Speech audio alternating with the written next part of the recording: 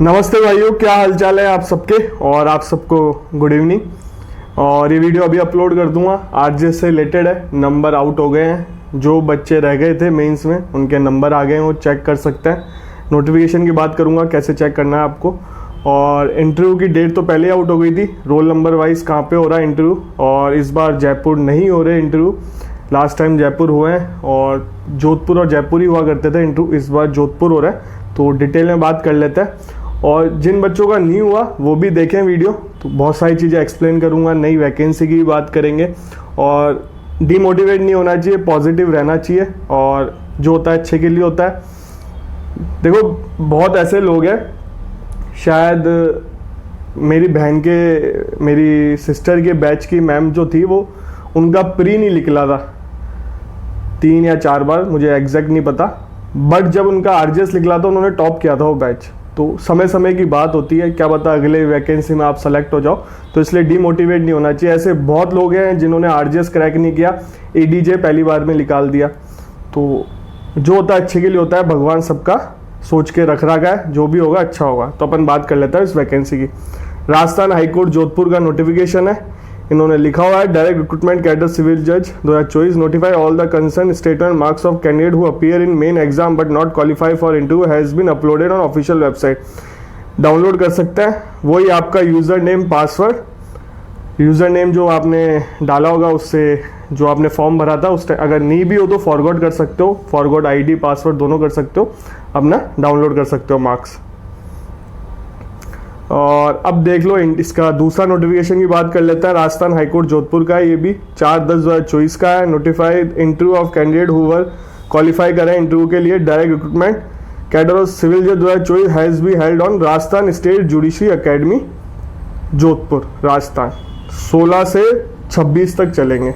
बहुत जल्दी, मतलब बहुत जल्दी कर रहे हैं इस बार, बहुत जल्दी हो रहा है जो भी हो रहा है। और ये रोल नंबर वाइज दे रखे हैं, जिसके भी रोल नंबर है चेक कर सकते हैं। 16 तारीख से चालू है, 12/12/12। कई जगह 8 AM भी है, तो आप लोग देख लेना, ये सारे अपने रोल नंबर चेक कर लेना। और डॉक्यूमेंट भी लिख रखे हैं, वो मैं पढ़ के बता देता हूँ आपको क्या क्या ले जाना पड़ेगा।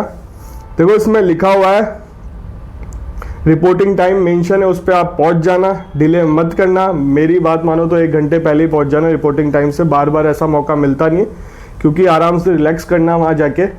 अब कहीं भाग के जाओगे तो वैसे ही आप पैनिक करोगे। आराम से 1 घंटे पहले पहुंच जाओगे, रिलैक्स रहोगे, अपने माइंड को फ्रेश रखना। और बात करूंगा, पहले पढ़ के बता दूं।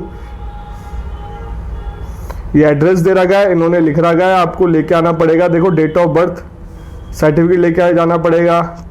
10th 12th की मार्कशीट होनी चाहिए। ग्रेजुएशन डिग्री होनी चाहिए, मार्कशीट होनी चाहिए। लॉ की होनी चाहिए आपके पास, 5 ईयर लॉ करा था, वो ले जाना। और SC ST reserve category, OBC, NCL MDC NCL EWS के सर्टिफिकेट आपको लेके जाना पड़ेंगे। सब ओरिजिनल लेके जाने पड़ेंगे, कास्ट सर्टिफिकेट। और मैरिज रजिस्ट्रेशन सर्टिफिकेट भी लगेगा, एफिडेविट लगेगा। एस केस में भी अगर नहीं दिया तो एफिडेविट लगेगा शायद। और डॉक्यूमेंट, डिवोर्स से रिलेटेड आपको डॉक्यूमेंट लेके जाना पड़ेंगे। विडो से रिलेटेड डेथ सर्टिफिकेट, जो विडो डेथ सर्टिफिकेट भी लगेगा। और फिजिकल हैंडीकैप सर्टिफिकेट भी लगेगा। एक्स सर्विसमैन का सर्टिफिकेट भी लगेगा। और नो ऑब्जेक्शन सर्टिफिकेट भी लगेगा अगर आप किसी पहले से जॉब में हो। डिसमिसल, रिमूवल, टर्मिनेशन, वो भी इसमें बोल रखा है। कन्विक्शन का भी दे रखा है इसमें। और 3 कैरेक्टर सर्टिफिकेट भी लगेंगे, इस चीज़ का ध्यान रखना। और ओरिजिनल आईडी प्रूफ लेके जाना, पासपोर्ट साइज फोटो अभी की लेके जाना। बाकी आप इस नोटिफिकेशन पढ़ लेना। ओरिजिनल सर्टिफिकेट सारे ले जाना, ठीक है। अगर आप नहीं दिखा पाएंगे तो आपको इंटरव्यू में नहीं बैठने दिया जाएगा। तो ये गलती तो मत ही करना, बार बार ऐसा मौका मिलता नहीं है। तो ठीक है, मार्क्स देख लो एक बार जाके। और आप जैसे जैसे, इस बार तो बहुत जल्दी प्रोसेस कंप्लीट हो रहा है, रिजल्ट भी आ ही जाएगा। इस महीने में रिजल्ट आ जाएगा आपका। आरजेएस इस महीने में कंप्लीट हो जाएगा 2024 वाला।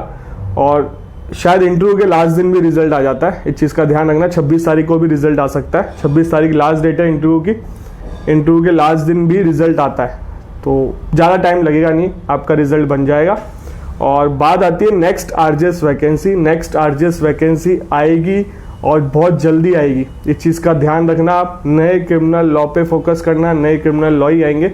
डिले होने का कारण बस एक ही है, रूल अमेंड करने पड़ेंगे इनको, क्योंकि नया सिलेबस ऐड करना पड़ेगा। नए क्रिमिनल लॉ जो नई आईपीसी, सीआरपीसी, एविडेंस एक्ट, अगर वो टाइमली हो जाएगा तो वैकेंसी आपको मार्च में ही आपको क्या पता फ्री होता हुआ दिख जाए दोबारा, और जनवरी फेब में नोटिफिकेशन आ जाए। जनवरी में नोटिफाई तो होंगी नई वैकेंसी, और फेब तक आपको फॉर्म फिल होता हुआ दिख जाए, मार्च में प्री करा दें।